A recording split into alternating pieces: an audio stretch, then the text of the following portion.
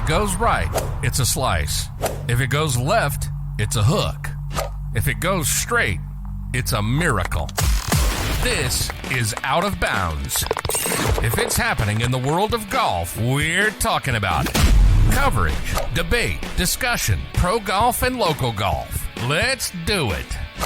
This is Out of Bounds. And here are your hosts, Nate Sharman and Josh Durso.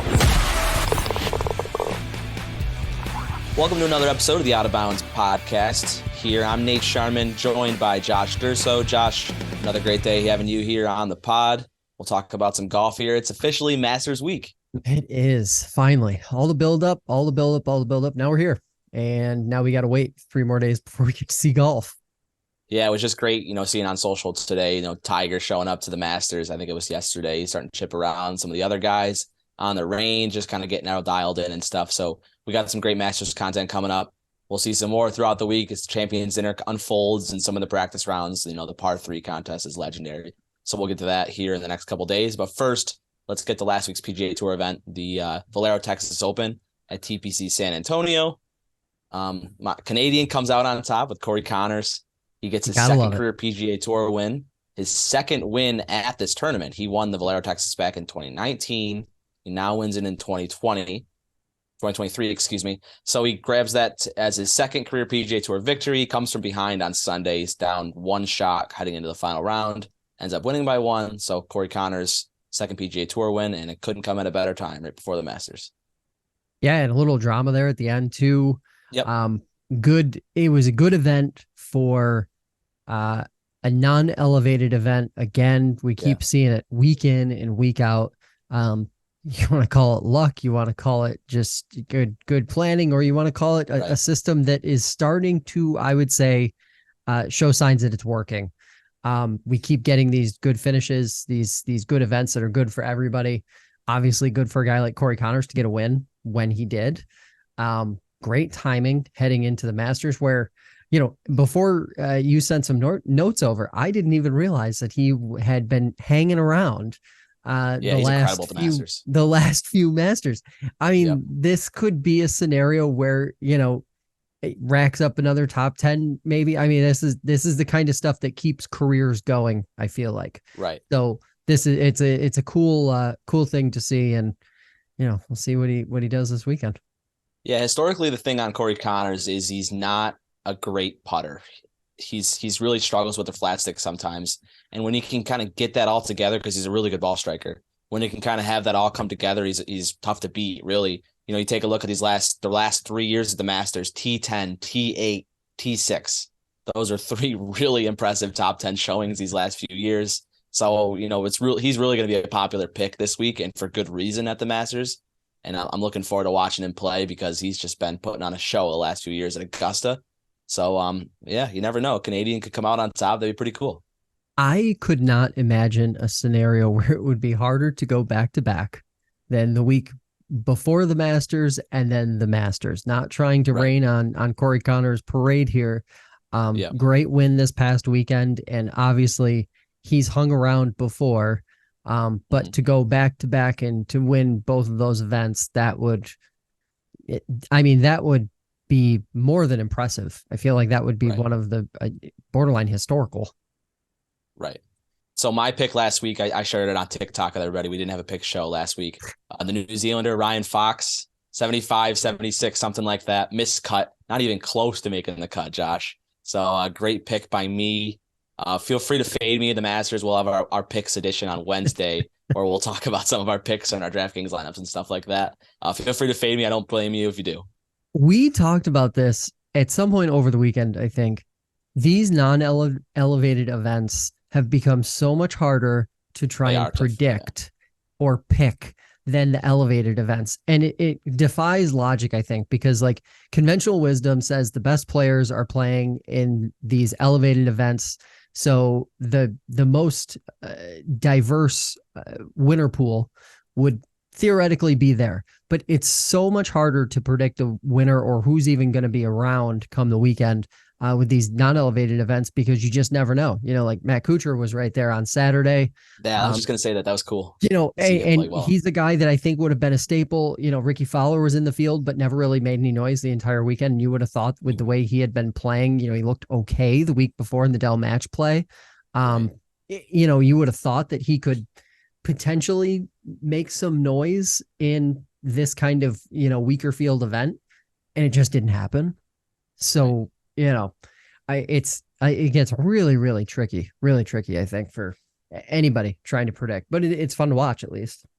Yeah, the whole nation, I think, was rooting for Ricky Fowler, right? Because he needed to win last week at the Valero to get into the Masters. Yeah. He's a fan favorite, of course, for good reason. Ricky's a really, really fun player to watch over the course of the years. But there was another competitive golf event going on over the weekend. This one in Orlando.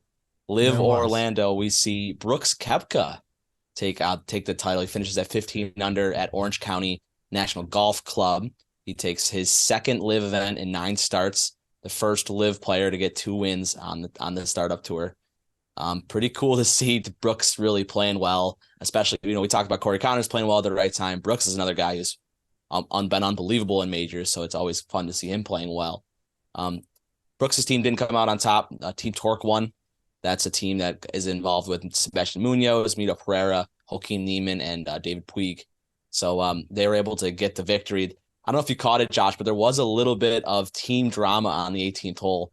I think it was Munoz. He had sort of a long putt, and he almost just kind of lagged it up there and was able to 2-putt down, because I think if he 3-putted, a different team maybe would have won or something like that.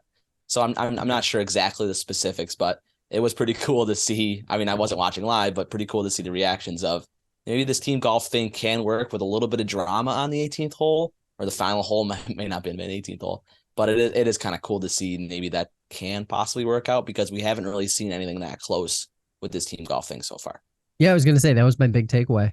You had Team Torque at 36 under, Smash at 35 under, and 4 Aces at 34 under. Rounding out your top 3. This was the first team event in quite a while now for LIV that wasn't just a blowout. I would think it would be the only team event where the winner's not on the winning team, like the individual winner. It's got to be one. It's got to be very close. There haven't been a ton of them. I know that. Right. But yeah, these are the kinds of finishes that LIV desperately needs if they want to start to pick up some of that energy. And by the way, it can't be these, it can't be, I hate to say it, I hate to call them has-beens, but it can't be the has-beens that are winning and that are involved in these playoff situations and things like that. You need your Brooks Koepkas, you need your Bryson DeChambeaus, you need your Dustin Johnsons, Cam Smiths to be hanging around and carrying their teams across the finish line, because that's how they're going to start to develop that passion in their fan base for those teams.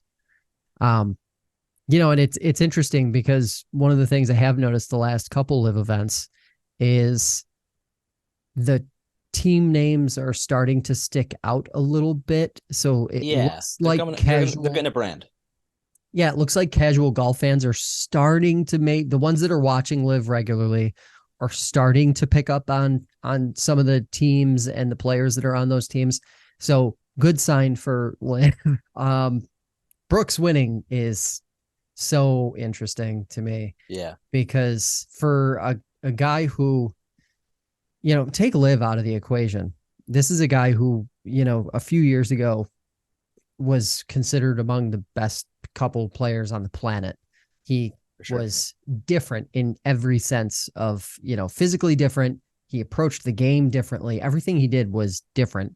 And it looks like his body is supporting him and it looks like his game is coming into form. Now, does that mean that, he's going to contend this weekend? I don't know. How do you feel about, do you think do you feel better or the same about Brooks' odds of being able to compete this weekend to actually win the Masters? Definitely better for me. It's really awesome to see a guy like Brooks. We just talked about how he's different, right? Brooks definitely has that swagger, and he's able to come in off this win at LIV and be able to, go in with, his head held high and be able to say, I can play with these guys. And, we've heard so much about Brooks being a guy that said, I can't play with these guys, especially with my knee being injured. So, he's finally what you said. He looks to be healthy. He looks to have, like I said, the swagger back. So I would be surprised if Brooks doesn't play well in the Masters. I really would. Yeah, it's interesting because like if you just go back a couple years, Brooks, Patrick Reed, they'd be a couple guys that a lot of folks would be watching this weekend. But Patrick Reed also played well in the LIV event, so he could play well in the Masters too. Yep. Yeah, for me it just comes down to, have these guys seen enough competition that is equal to what the PGA Tour has turned into? When we talk about like how competitive and how awesome these finishes have been at elevated and non-elevated events, I think one thing that kind of flies under the radar at this point is just how much the PGA Tour has changed in the last year. Right. It doesn't seem like there could have been that much change between the Masters last year and the Masters this year. But let me tell you, I think it's the one thing that gets overlooked the most is just how freaking highly competitive every single one of these events have become. And, these guys, for as good as they are, they haven't seen that. They haven't been in these quote unquote limited field PGA Tour events where, it is truly the best of the best playing against each other. So Brooks is one of those guys who I think everybody who is a fan of golf would like to see Brooks play well. I think there are a lot of people who wouldn't mind seeing, coming down the back nine at Augusta, maybe a LIV versus PGA, little face off. We're never going to chaos. That's exactly what you want.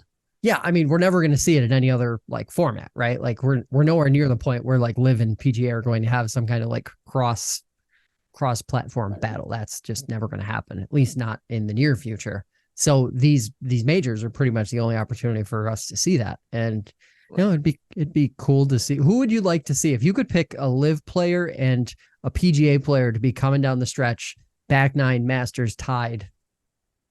Who would you like to see going at it? You got to go with Rory Reed, right? Wouldn't that be fun? Oh God. It's interesting because I mean, if you're a LIV guy, you would want like one of your guys like Dustin Johnson or Cam Smith or Brooks Koepka. We'll put him in that category too. Probably gives you the best chance to win. But just that Rory Reed dilemma that's gone on throughout their whole career, they've been going back and forth, would be fun to watch. It would. I don't know. Patrick's a former Masters champion, so he knows what to be there. He knows how to be there. Part of me, speaking of chaos, part of me would like to see Cam Smith win the Masters this weekend. I would just be cool. We've talked a lot about him over the last few weeks, over the last few episodes. I think it would be so interesting if he were still on the PGA Tour, because he'd be in that top 3, top 4 discussion, and it would make it so much more interesting. But him winning this weekend, I think, would really solidify that. So if he could pull it off, and that'd be cool as hell. Right. So Cam Smith versus who on that final backstretch for you, Josh? You know what? I would like to see Scotty Scheffler. They both have the same kind of demeanor. Neither one of them are going to like be super like gloaty or anything like that. You're not going to see any like explosive Rory Rahm kind of like, fist pumps or anything like that. It would basically be like the most respectful of both sides coming down the stretch. It probably wouldn't be that like visually exciting. I just think for like the golf real would be incredible though. Yeah, the golf would be incredible. And the hardcore golf fan would be like, this is awesome. Like seeing these two go at it is absolutely awesome. So we'll see what happens. So we'll get into some more Masters topics. The drive, chip, and putt happened on Sunday, Josh. Was really fun to watch. Kids between the ages of 8 and 15 competing in the drive, chip, and putt national tournament at Augusta National. Just so much fun watching these kids play on 18 because, they're living out their dream. They work so hard to get to this point and play against each other in this fierce competition. So just so much fun to see these guys play. And I was watching for a while and I watched 12-year-old Leo Saito, Hawaii native, drained a 15-footer in a playoff on the 18th green. He did a big fist pump. to win the 12-13 boys division. I sent it over on TikTok because it was just so cool. Give us a follow there, Out of Bounds Golf Pod. But just really fun to watch Saito knock that in, and he does a big fist pump. He gives a hug to his family after. So it's just really, really cool. I love watching the drive, chip, and putt. Yeah, and a little underappreciated, I think, just how much golf goes into those drive, chip, and putts. It's not like but they raffle a bunch of kids and they just show up at Augusta, right? The week before. Like there's a million events that lead up to that.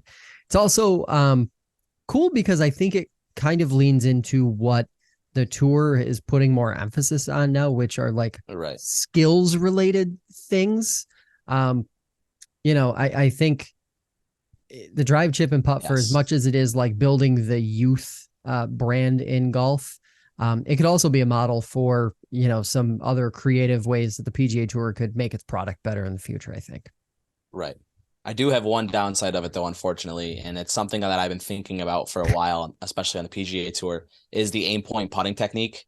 Yeah. It's the putting technique where you watch a player, stand over his line, stand over it at a few different places. And what he's basically doing is he's feeling the green to feel what percentage of the putt is in his body. So if it's on his right foot or his left foot, and therefore reading the break like that. And so some of these kids in this drain putt, they're in this drive, chip, and putt, were going through it every couple feet. They were stepping up on their line and feeling this putt. And it just kind of takes a bad visual to me because one, we'll talk more about it too, Josh. It takes a lot of time, to try to figure out, instead of just going behind the hole and looking at it and going behind your putt and looking at it. And it's just, and also the optics to me just aren't very good. You just have a player, using their feet and walking through not through their own line, but their feet are straddling their line and walking up to the hole. So it doesn't create a great visual to me. What's your thoughts on AimPoint though, Josh, or AimPoint, excuse me? What's your thoughts on it being used, especially in the PGA Tour? To me, it always comes down to the pace of play, and we've heard players say, I think there was a tweet, somebody tweeted a video a couple weeks ago of Max Homa, using AimPoint and how long it took him to eventually, and he even said like that's something I have to work on.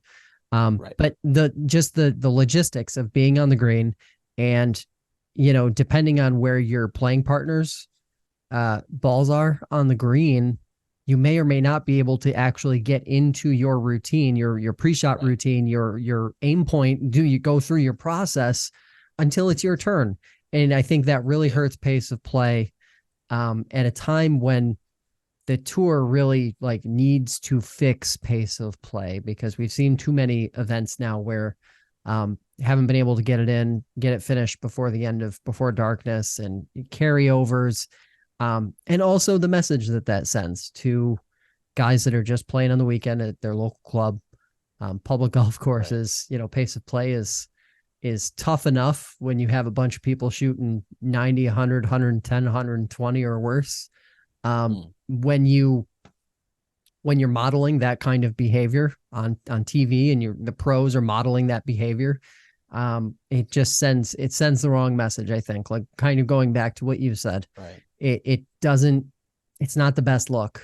And also, I know most players wear soft spikes, so it's not a huge deal, but also not crazy about the whole stepping. I know you're straddling the line technically, right? But if you have a big breaker, if you have a putt that's breaking more than, I don't know, 4 or 5 inches, you're basically stepping in your line on one side or the other, right? Right. You're close. It's interesting with AimPoint though, because it's helped so many players. Adam Scott has been a guy that's been using it for a long time.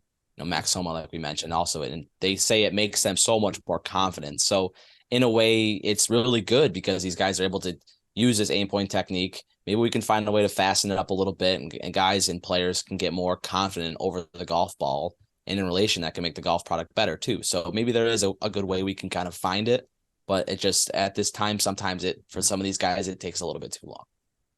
Yeah, it's tough because I'm not exactly sure how it would be possible when you've got, you think about these scenarios where you've got, 3 guys 10 feet around the hole. I'm using a tour event as an example here. 3 guys 10 feet around the hole. if all three of them are using AimPoint, they all have to wait until it's their turn to start doing anything, because they're going to be distracting the people they're playing with if they're. Yeah, they can't just be doing AimPoint. Yeah, right? like you can't just be traipsing around. I mean, that just won't work. Yeah. So to me, it's one of those things where I think, like a lot of things in golf. Remember when we went through that phase? I think it was between I'm going to say 2005 and maybe 2009, 2010-ish, where there was a subset of people who would get on the ground basically and read putts. Oh yeah, there was that commercial and everything. Yeah. I think it might have been. Think of the player that did the Spider-Man. That's what they called it. Camila Villegas. Villegas. Yep. Yes, you're right. So I remember that, and I just feel like AimPoint is another kind of off.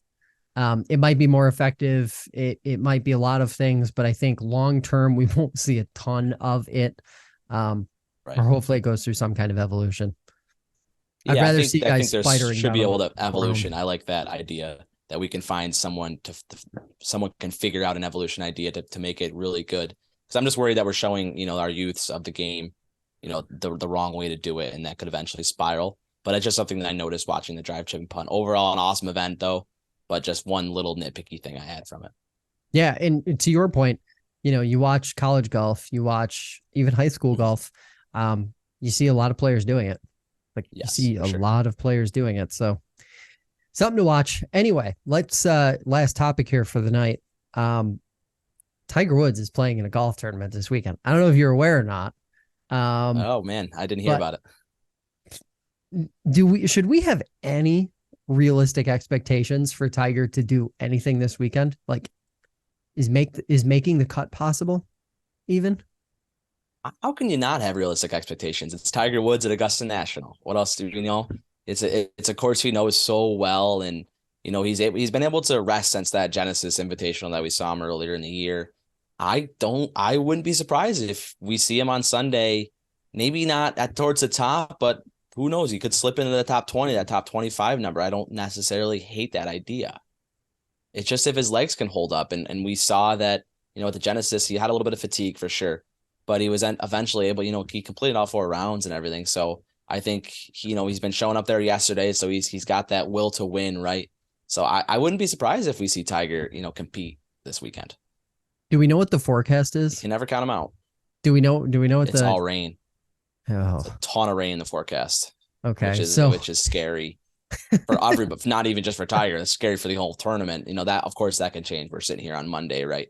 But, it doesn't look great. I don't remember the temperatures off the top of my head, but I did see a good amount of rain clouds when I checked in. Oh, my God. This is not great for Tiger Woods. I'm looking at it right now. This is not great for Tiger Woods and his knee or legs in general. Thursday, 87 degrees with thunderstorms in the afternoon. So it's going to be a hot, humid day. 70 with rain and thunder on Friday, and then 55 and rain on Saturday. That 55 is the one that scares me, especially coming down from that 87. Because that's exactly, right. Isn't that pretty much what we saw last year? There was that one, it might have been Saturday. Day, yeah. There was one day where it got really cold, and he looked like he was 65 years old hobbling around Augusta. It's a hilly golf course to begin with.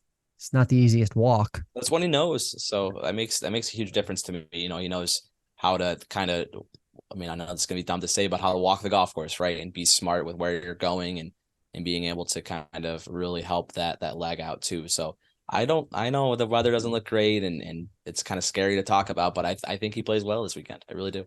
If he makes the cut, in my opinion, that's a huge win. I think he'll make the cut. I think he'll definitely make the cut. Oh. I think there's a boost on DraftKings for him to go in the top 20. We'll talk a little bit more about that on our pick show on Wednesday. But I think that'd be a fun bet for sure. Yeah. If anybody can do it, it's him. Yeah, so I talked about that pick show. We'll be back here Wednesday to talk about our picks. We already gave you a pick last week from each of us. I'm sure we'll both have that pick kind of circled in there too among our DraftKings lineups too as well. Yep. So make sure you follow us over on our socials. We got a new YouTube channel, Out of Bounds Golf Pod on YouTube.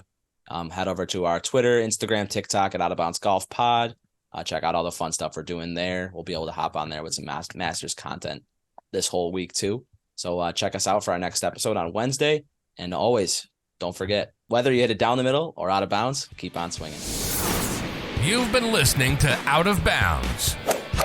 If it's coverage, debate, or discussion of pro and local golf, we'll be talking about it. Be sure to visit the website at fingerlakes1.com. Find us on TikTok, Instagram, and Twitter at OutOfBoundsFL1. See you next time on Out of Bounds.